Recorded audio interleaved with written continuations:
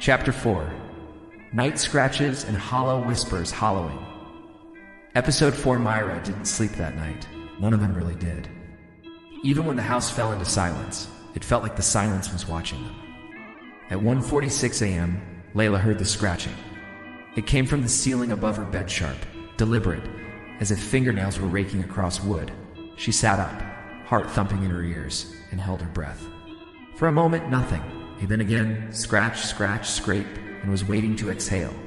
His mouth was slightly open. "It's moving," he whispered. She turned to wake Peter, but he was already sitting upright, staring at the ceiling. The scratching shifted, crawling across the ceiling toward the hallway. Then it stopped. Silence again, but heavier now, as if the house had inhaled. In his room, the little girl sat up slowly. Her eyes were open but unfocused. She stood, walked to her dresser, and opened the bottom drawer. From beneath her clothes, she pulled out an old doll. One Layla had never seen before.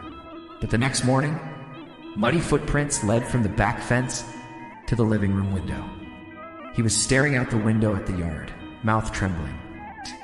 "There's someone in the swing," he whispered when Peter found him, "but it's not swinging." The doll's face was gray. Its eyes were sewn shut with black thread. But every time she played the footage back, the house looked normal. But the windows were bricked up. The door was boarded shut. The sky above was pitch black, not corrupted, gone, placed by a single image. The front of the house worse than normal.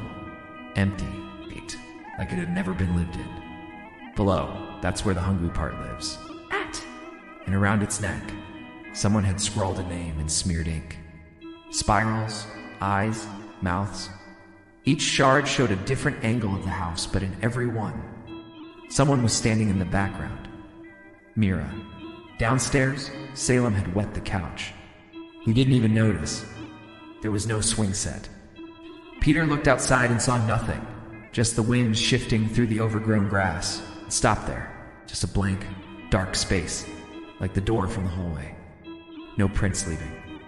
Mira finally broke down that afternoon. She'd tried to record everything. The door, the shadows, the strange reflections. "Even the photos are lying," she said. Peter checked her phone. The pictures of the family were missing, only it wasn't their house. It was the same shape, the same layout, and there were no people. Salem began mumbling to himself, walking in slow circles around the living room. He stopped only when he reached the fireplace. "The room was underneath," he said. "There's no basement," Peter replied, "just the cellar." Salem looked up at him, eyes wide. "No. She says there's another one." That night, every mirror in the house cracked at the same time. No one heard the sound, but they woke to find the shards arranged in patterns. The same figure, tall, thin, watching. Layla took the children and tried to leave. The front door opened, but the porch led to nothing. She screamed. Peter slammed the door shut. When he opened it again, the porch was back. The world was normal, except they were back inside, as if they'd never tried to leave. Later that night, Mira whispered to Peter, "I think the house is trying to erase us." One memory at a time. He didn't respond, because he couldn't remember what her name was.